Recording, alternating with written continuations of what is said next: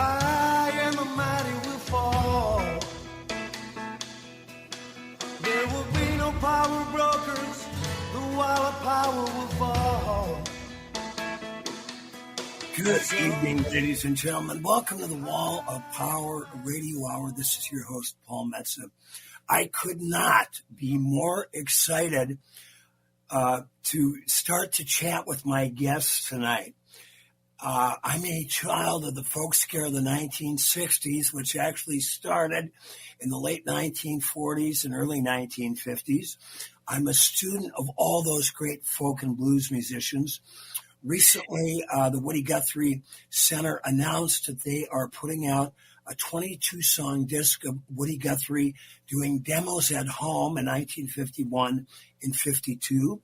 If you caught my show a couple of weeks ago, I spoke to a man that tracked down the Lead Belly party tape from an afternoon in Minneapolis of 1948. And we are going to be talking about, with my guest, about the Reverend Gary Davis and Woody Guthrie. My guest, Ellen Stekert, she's an academic and musician.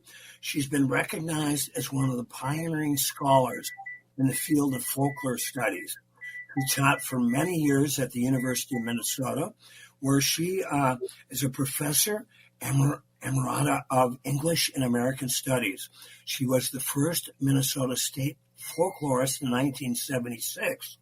Ellen is noteworthy not only as a folk song collector, but as a performer herself, having recorded 4 albums of folk in the 1950s and continuing to perform frequently for many years. In celebration of Pride Month, my guest Ellen Stekert released a beautiful, haunting version of the Ian Tyson classic 4 Strong Winds.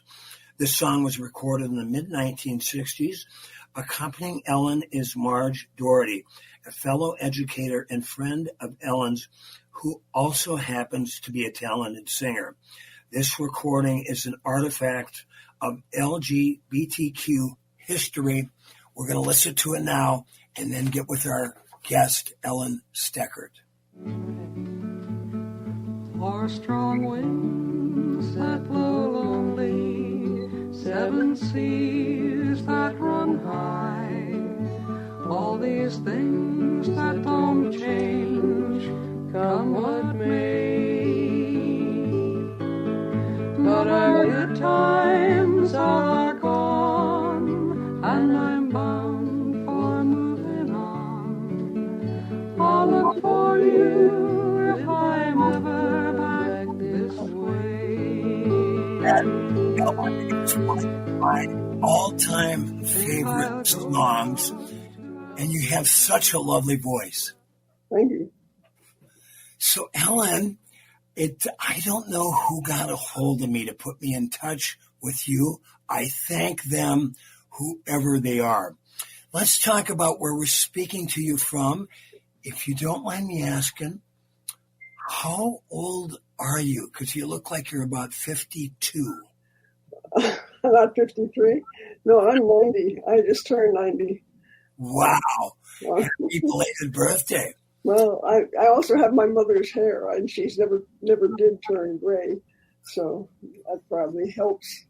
We have certain signals for certain ages. Well, you look absolutely wonderful. Tell us about where are you living in South Minneapolis? Yes, I'm right near Minnehaha Park. Love Minnehaha Park. Of all the places I miss in Minneapolis, I miss Minnehaha Park the most, although I do drive by every now and then when I'm down there. Tell us a little bit about how you grew up and what got you interested in folk music. Let's see. I wasn't interested in it for very many years until I had polio in 1948. And I was in the hospital, had to strengthen my hands and my lungs. And I should explain that, by the way, my voice sounds like this as opposed to when I was singing, because I lost a vocal cord. Okay. Not in polio, but it was recently.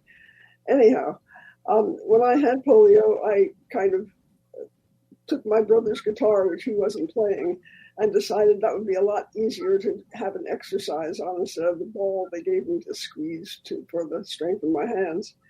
So I started to play the guitar about then. And my father, who was not educated but very, very alert, went and got me 4 volumes. I should get them and show them to you, but it requires a lot of finagling around the house here. But I have 4 volumes of a group of books called Ozark Folk Songs by a man named Vance Randolph, who collected them. And for years, I used those books to find out what folk songs were, because I couldn't understand what the songs were about when I read them. About sailors going away to sea and people who got kicked by cows. There's one joking song about that. And I just kept reading them, and they showed all sorts of places where the songs had been collected before. And I then started to go to the library, and I discovered there was a field called folklore, which opened windows in places in the world that I never knew about. And what town did you born and grew up in, Alan? Well, the reason that they made a lot of sense to me, meaning that they made no sense to me, the reason they were so important, in other words, was because I grew up in Great Neck, Long Island, which is a fairly privileged suburb of New York City, or was. It was the first ring of suburbs that developed outside of New York City. So when did you start performing for people? Did you start in your living room with mom and dad, brothers and sisters? Let's see. I started performing, I think. The first performance I gave was in Great Neck High School. And I forget, I must have been sophomore or junior in high school, because that's when I met John Cohn, who was the founder of the New Law City Ramblers. But he was not at my first concert. We had an assembly, and it was sort of a talent assembly, and some young woman danced, and I sang a song called He Was a Desperado from the Wild and Woolly West. He came into Colorado with some guns upon his vest. I can't remember. It was a really corny song, and I sang that while she danced. And did John Cohn perform as well? No, he wasn't in that particular assembly. And Jinx Falkenberg and her husband, I don't know if you remember who they were, but they were sort of talent scouts, and they were in the audience. And I thought, oh, good, I'm going to be discovered. Well, I wasn't. So I think it was either that performance or another performance that I did in high school when I had my guitar with me. I was then exiting the high school, and there was a guy at the door, and he said, "Do you play that?" And I said, "Well, sort of." I said, "Do you play it?" He said, "Yes, my name's John Cohn, and I have a group of people." Oh, we used to call him Johnny Cohn. He hated that after a couple of years, but he had a group of people he would have over, young people like me and like himself, and we would play the guitar and trade songs and trade strums and things like that. And I should warn you, we have a parrot in this house. You're going to hear him in the background. Oh, that's fine. This is a parrot-free radio and television show. Okay, well, he won't come strolling in front of the camera, at least. He's in a cage. However, that's how I met John Cohn, and that's how I started on the guitar, because I didn't know how to strum. I didn't know how to do anything. I didn't know anybody else did either. So I all through high school for the next year or so, I practiced with them. I played with them. And then right before I went to high school, Ken Goldstein, who I had met in the village, said, "Let's make a record." And we did with Stinson, since Stinson Records were in a store on Union Square. That's not the square where all the singing was. I forget the name of the square where the singing was. But at any rate, I made the record prior to going to college. Wow. And it came out when I was in college. What year was that, Ellen? That was 53. Wow. That's and I listen to it now and I have goosebumps. It's so bad. However, it's not as bad as it really sounds, because they must have had the master at 2 fastest speed, because if you slow it down just a little bit, it sounds a lot more like I used to sound. Wow. So I don't know. Everybody thinks I'm a coloratura soprano if they listen to that. I'm just a soprano. Ellen, so where were you? Were you performing then in Greenwich Village? No, I never did. I didn't go to the sings that much because they were crowded and rough to get around in, and I still wasn't able to walk terribly well. So and I stayed away from crowds pretty much. But I went to parties and I met people individually, and that's about. I was sort of scattered in my acquaintances in the village. What did did you do any promotion behind the record, playing anywhere else, or was the record just out there on its? The record was just out there, and I didn't even know about promotion. Ken Goldstein didn't do much either, and I don't think he knew I was one of his first records, I think. But I know I was in college, and that's where I spent most of my time, and when I first went to college, because they knew I'd made a record. A professor named Harold Thompson used to teach folk music and folk song and folk tales up at Cornell. He was a fairly well-known person for Scottish literature, but this was his aside interest. And he was an old guy at the time, and he'd had a stroke and used to have to sit in his chair, so he couldn't run up and down to the record machine and play illustrations, so he had people there. The fellow who preceded me was Dan Isaacson, who nobody had probably ever heard of. And Dan actually made a record for the Cornell Recording Society, where I made my second record. After me came a fellow named Joel Hendler, and after Joel Hendler, for Harold Thompson's assistant, came Peter Yarrow. So, really? And in there somewhere, everybody knew Richard Farina, who was also at Cornell at the time. There were a lot of folk singers at Cornell, so what I did was focus in on the Cornell scene. What were you studying? Really, this is a silly story, but I went there as a physics major, thinking I was going to combine humanities and science. Okay. It was a big, ambitious goal. I gave up after I discovered, after half a semester, that I was supposed to be going to a laboratory session, which I had not gone to any of, and nobody told me I should go. So I decided to switch to philosophy, which I did, which was not a bad switch, actually.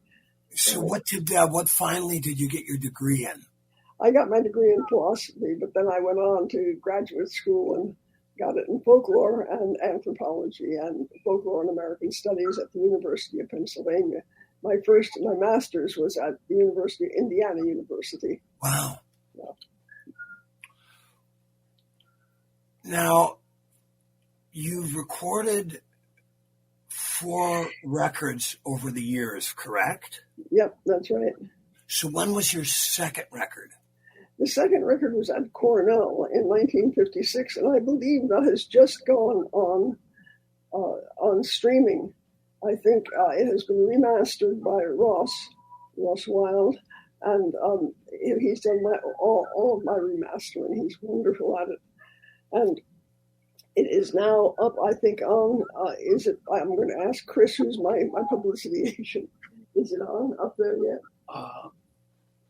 I'm actually not sure. Ross hasn't sent me anything. No, it will be on Spotify and places like that. Spotify. Ross is thinking of putting it up at least, if it's not up. One song from it I know is up, and that's Dink's song, which is a long story too, but I'll start a little bit of it. Dink's song was one of the songs on the Cornell record, which was called Careless Love. And Cornell had a little recording society, and they had done Dan Isaacson's record and my record, and I think they flopped after mine. They had a couple more records. But one of the songs on that record was Dink's song. And years later, when I was 89 or 88, can you hear my parrot going? I love it. I love the ambient sound. Okay.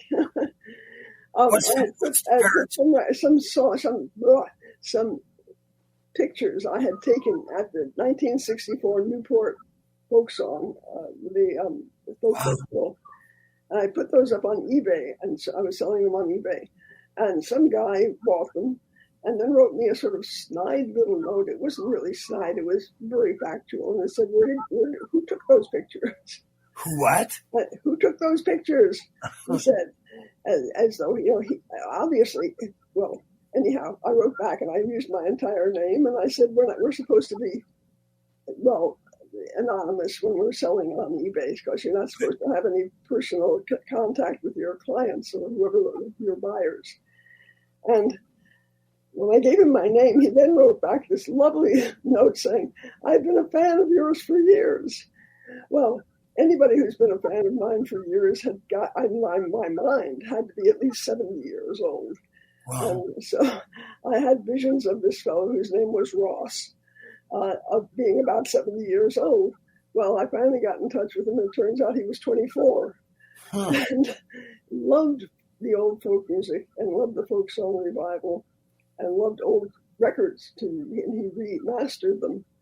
And he's also a really, really good musician himself. And he sings solo, and he can get his stuff online. His last name is Wild, W-Y-L-D-E, Ross. Well, good for him for doing that. Let's, before we forget, check out all of Ellen's great history.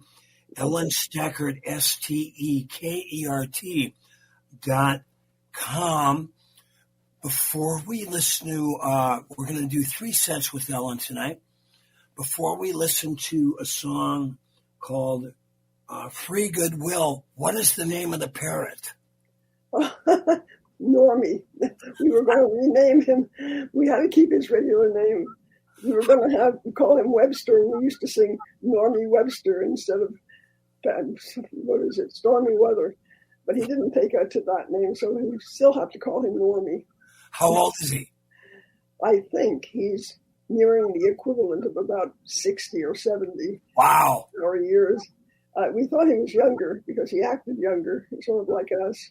But he's showing his age now. We are going to listen to a song by my guest Ellen Stekert called Free Goodwill, and we're going to be back for 2 big sets with Ellen. We're going to talk Woody Guthrie and Reverend Gary Davis. Fell out with me because I kept my love's company. But let them say or do what they will, I love my love with a free goodwill. Over the mountains I must go, because my fortune is so low. With an aching heart and a troubled mind, for leaving my true love. Wall of Power Radio Hour. Welcome back to set 2 of the Wall of Power Radio Hour. This is your host, Paul Metsa. We are having a most enjoyable chat with musician and folklorist and parrot mama, Ellen Stekert. And go to ellenstekert.com. This woman has an amazing history. As I'm doing my research on Professor Ellen, I found out she met Woody Guthrie, one of my greatest heroes. Ellen, tell us when and how and where you met the great Woody Guthrie. Well, let's see. I was in high school, and I used to meet with a group of people who sang folk songs, and John Cohn, who founded the New Lost City Ramblers, was sort of the head of that group. And he knew a lot of places in Greenwich Village where we could go. And one day he said, let's go meet Woody. And I said, okay. A group of us went, and we went to the same store that was owned by the fellow who owned Stinson Records, Bob Harris. And it was off Union Square, and we went through the store saying hello to Bob. And then in the back of the store, there's a little room. And so we went and sat down in the room, and in came Woody. And we just sat there, and he said, well, I'd play for you, but I don't have my guitar today. Last night I was with a bunch of people, and somebody hit somebody else over the head with it. So the guitar has been smashed, and you're just going to have to talk to me, which was fun. And he was very nice, and we chatted for a good long time, and then took off afterwards. And I think shortly after that he went into the hospital. But I could see no signs of Huntington's chorea at that point, although I wasn't a doctor. So what year would that have been, Ellen? That would have been around 52, 53, or maybe even 51. It's hard for me to give that a date. Now, you had been familiar with Woody's music, correct? Yes, I had. I had gone to Hoots, and Pete Seeger had mentioned him, and I listened to a lot of his early 78s, which are out. The Ash records and others, the old individual 78s, and the ones that were in small albums, not so small, the albums at the time, the old shellac records. Well, as a young folk musician yourself, it must have been a great thrill to meet Woody. Well, it was. It was. I had never met anybody who made recordings before, and he just seemed like an absolutely everyday person. It just didn't seem like he should be a big name and a big celebrity. I was not that taken with his style because I was raised in a family where the aesthetic was more like Beethoven, but that has nothing to do with Woody Guthrie. But right. It was definitely not, quote, hillbilly or country music. And my mother used to listen to me listening to the radio, and I put on any of the stations playing country music.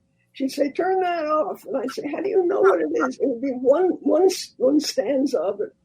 Later, when I began to teach, I began to realize that you first recognize the style of presentation of something almost immediately before you get into even a couple of meters of it.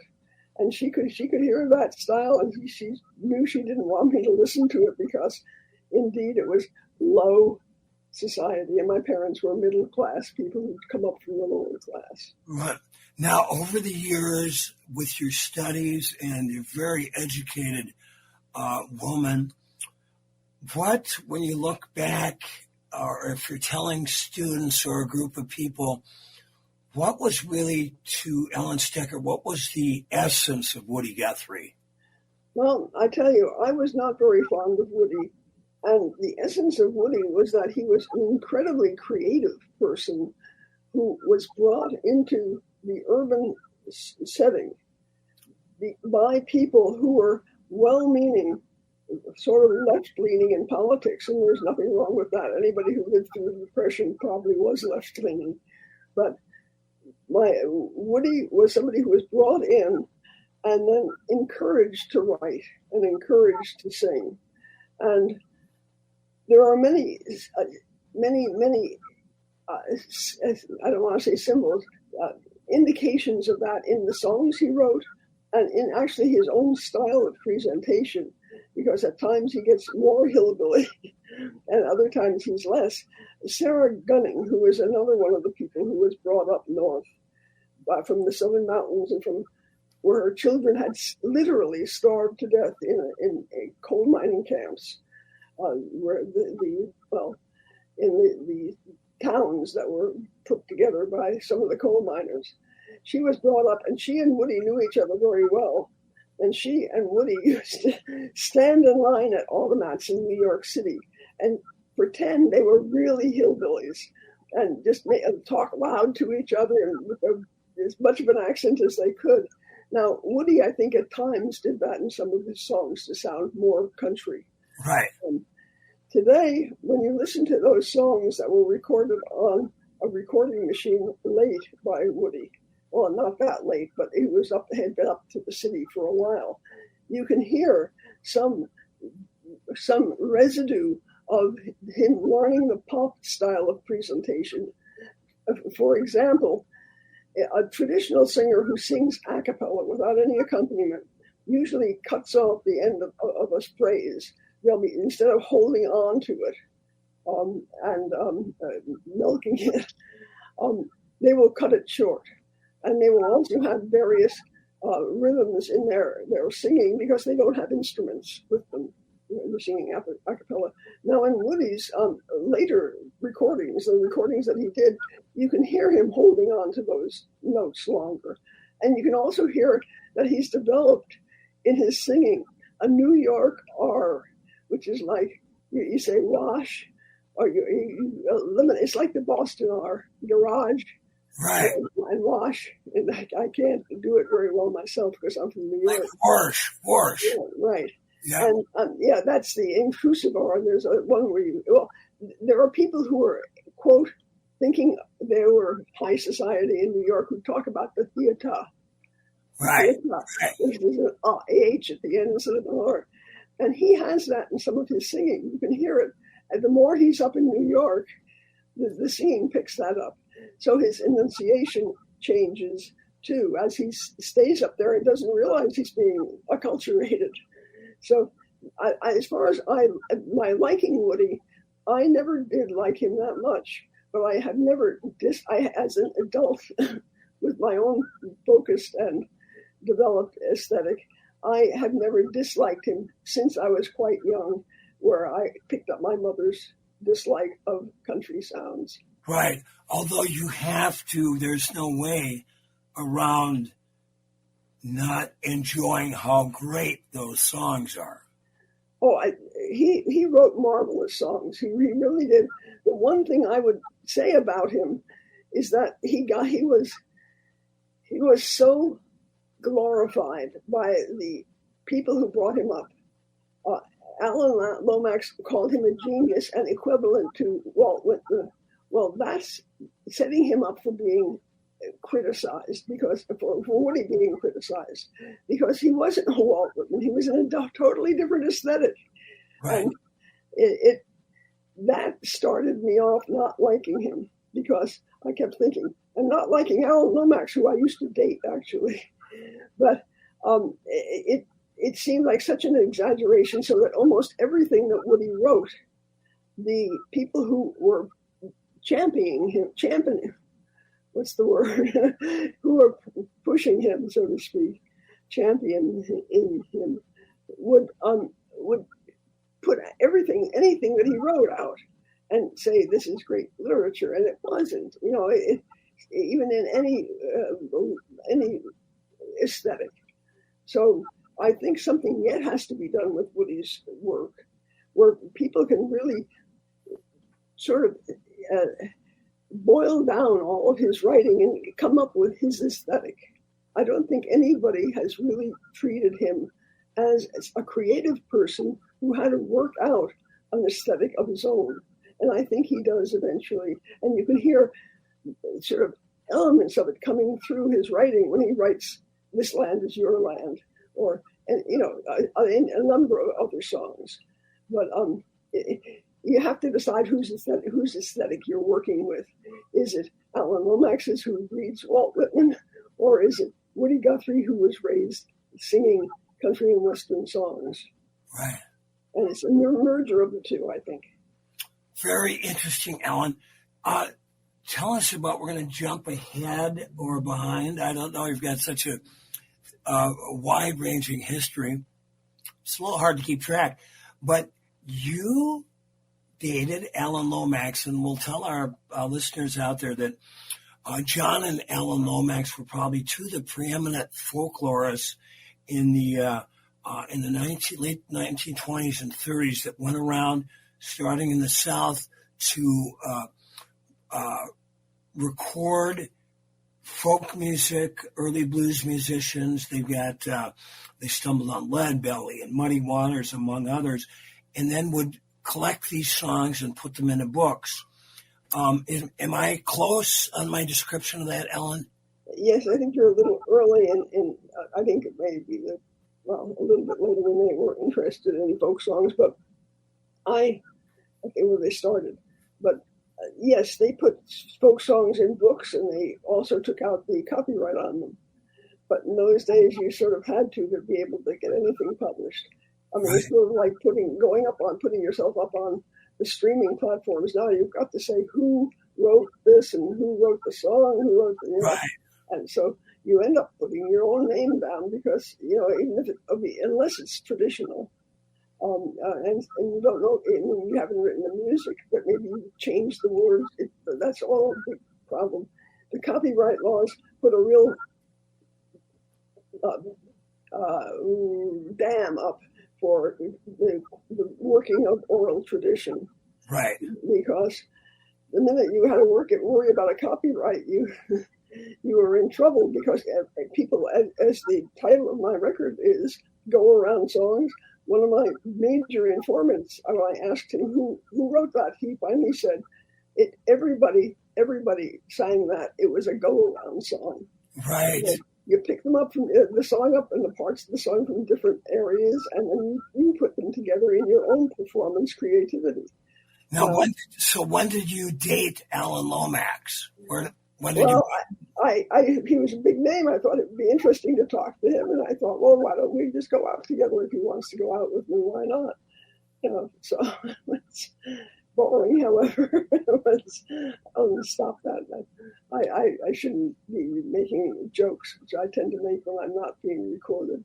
So the Alan Lomax was an interesting person. He was interested in a lot of things. He started that wonderful study of the folk song tunes, and he had certain theories that people didn't agree with, but at least it got him money, and he was able to do his research. He and Alan and his father, John, did do an enormous amount of collecting. A lot of people criticized them for copywriting the songs of other people, but that's perhaps what he had to do.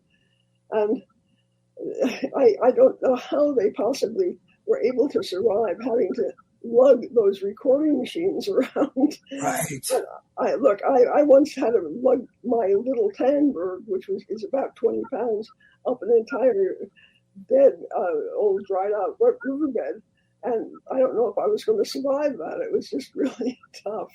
And I was in good shape. I don't know how they possibly did all of that with their equipment, although they had people helping them. And the famous story that a lot of folk song enthusiasts tell about him when they don't like him. They say they criticize him and his father for using Leadbelly as a chauffeur. Right. And, there are things that were just not so hard to do and bad to do in one culture. And we lived through various cultures. When you're young and when things are different, and I look at my notes and I see the word Negro, and I think, oh my golly, how did I put that in there? And then I realize I've lived through a different time when you don't say that. So, right.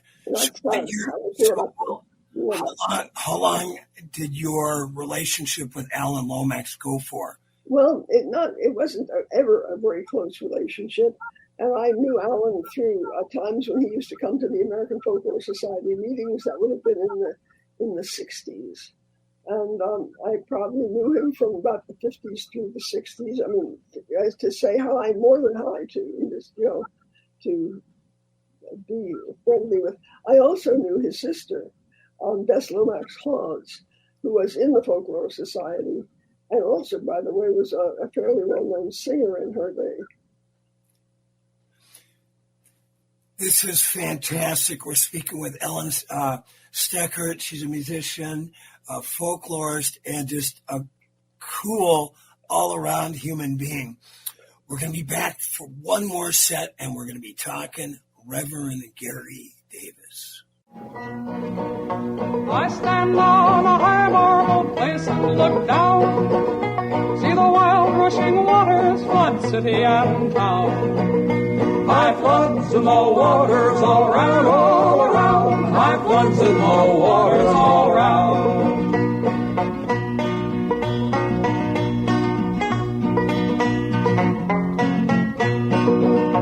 Down New York City is stony bone dry, while down in Georgia it pours from the sky.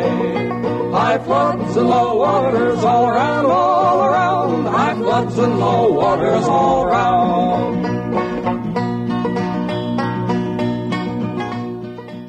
Welcome back to the Wall of Power Radio Hour. This is your host, Paul Metsa.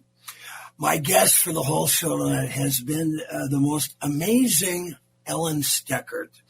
And she has spent a life involved in academia, folklorism, if there is such a word, and a musician herself. But when she was a young lady, she took some friends and they ran into the great blues and gospel guitarist and singer, street singer, the Reverend Gary Davis. And they recently released some of the first recordings that Ellen was a part of the Rev in 1951. Give us the whole story, Professor Stekert. I can't do that, but I'll do the best. Yeah. Well, the person who knew Gary first was John Cohn, who was the fellow who put us together as a group to sing and to get together about every week. And I went in with them once to meet Gary Davis, and we did. And we went up to his apartment, and his wife, Annie, I believe her name was there, and he played and he sang, and he was just remarkable. I mean, I could not figure out how anybody could play with only one hand, both parts, the bass and also the melody at the same time. It was just remarkable to hear. And it was very good for me to go to his apartment and see how he lived.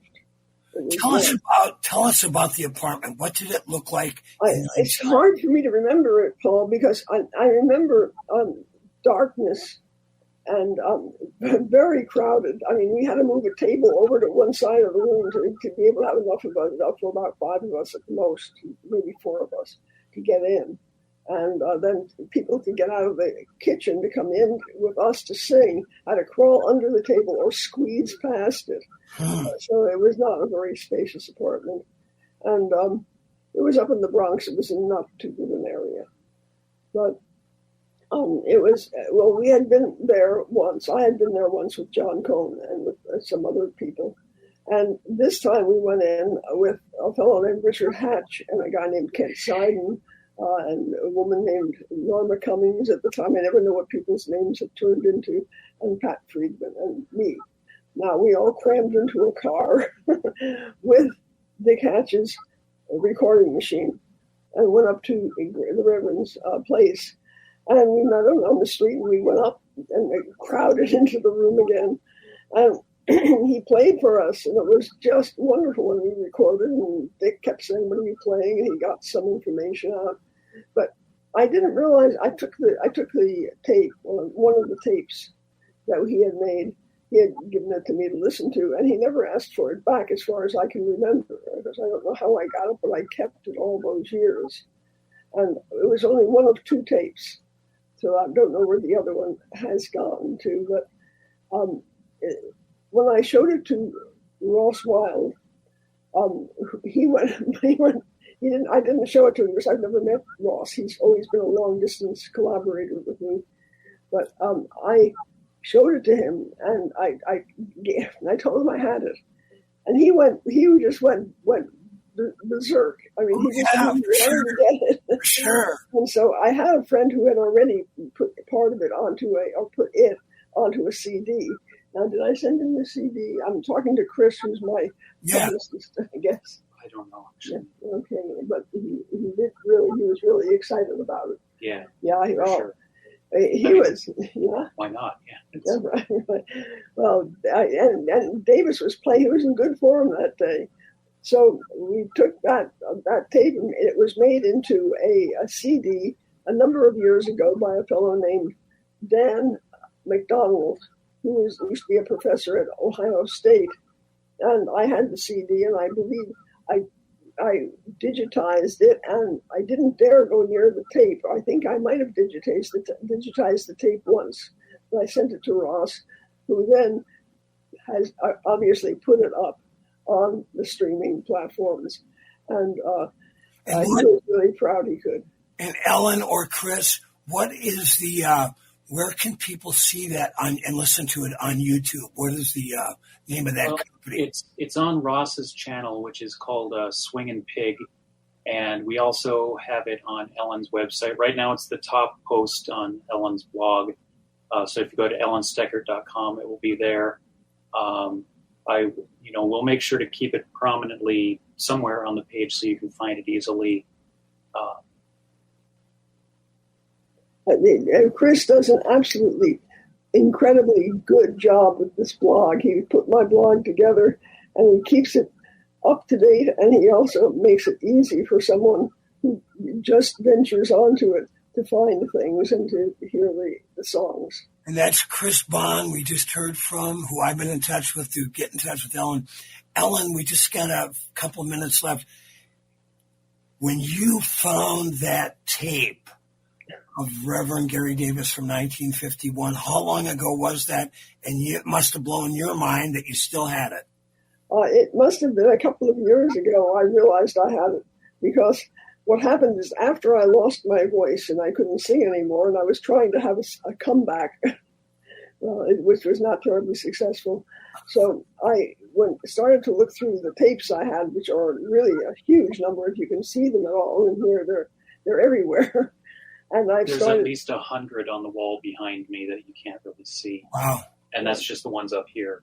Yeah, so at any rate, I used to try to record everything I possibly could, and I kept most everything.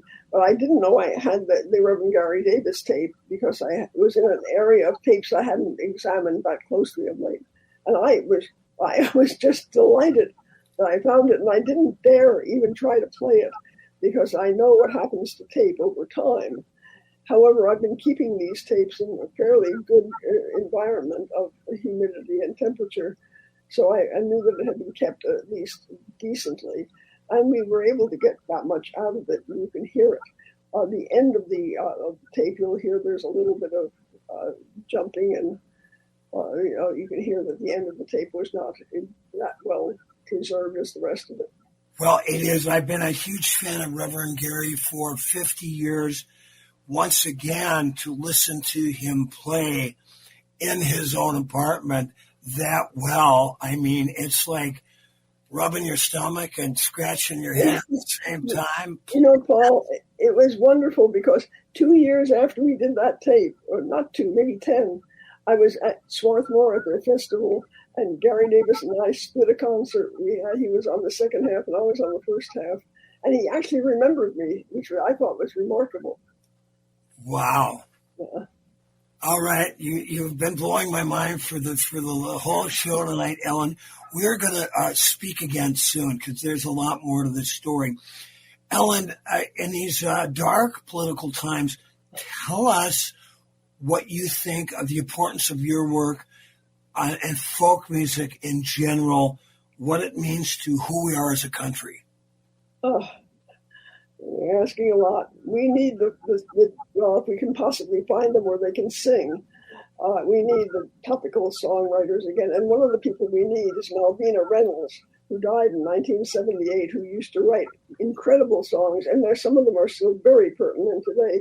Her best song for that, I think, is "How do you think you've hit bottom? Oh no, there's a bottom below." That's her best song right now. It's a terrible time. Well, you'd mentioned Dink Song earlier, which is on one of the first Bob Dylan hotel recordings recorded in Minneapolis. So we've got to get back, talk about Ellen and Bob Dylan. In the meantime, Ellen, this has been a most enjoyable conversation. I look forward to meeting you, Chris, and the parrot. I'm going to try to do this here, well, I belong to the band.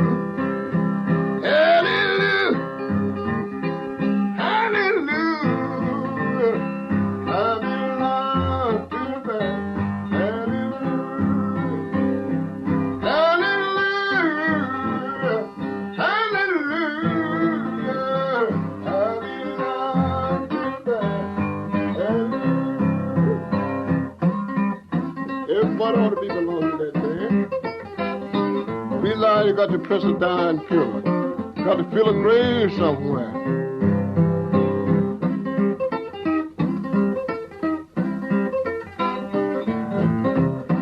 If you leave here not ready, it's trouble with you. Hallelujah, hallelujah, I belong to the band. Hallelujah, my tongue tied.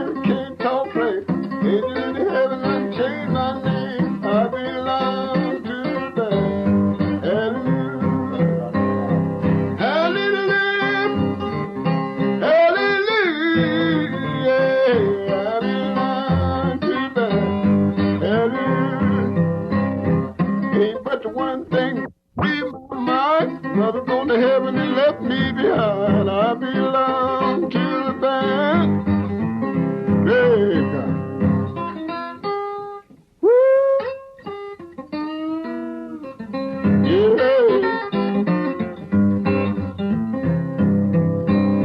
Hallelujah. Hallelujah. I belong to the band.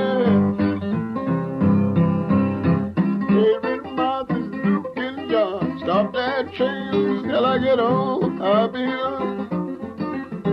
Hallelujah. Hallelujah.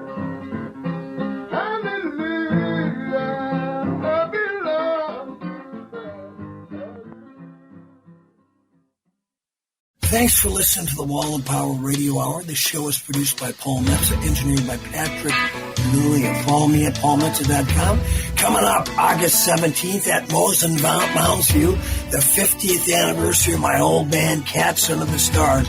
The big 6-piece electric band be playing outdoors from 3 to 7. Mosen Mounds View, 2400 Mounds View Boulevard. Front porch, swinging liquor pigs, open up. And like my dad used to tell me, remember to be kind and make someone happy.